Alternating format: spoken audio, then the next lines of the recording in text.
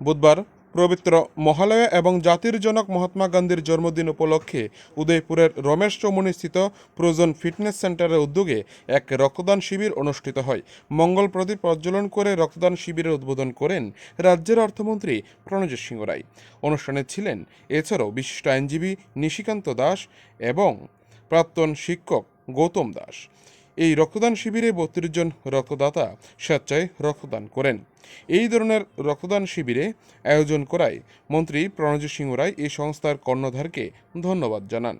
উদয়পুর থেকে নিজস্ব প্রতিনিধি রিপোর্ট, টিভি 100 বাংলা।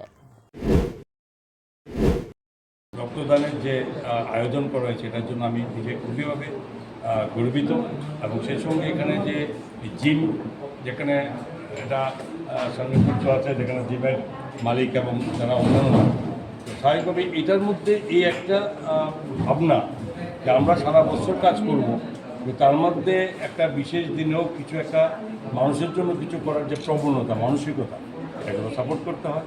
ধন্যবাদ দিতে হয় এইসব ইয়াংম্যানদের যে তাদের মধ্যে এই যে চেতনাবোধ জাগ্রত হয়েছে। এতে আজকে রক্ত দেবে কি 30 কি 35 চাই দেবে, সেটা অতটা লোকের অন্তত জীবন বাঁচার সঙ্গে যুক্ত থাকে, সুতরাং এটার থেকে বড় জিনিস হতে পারে না।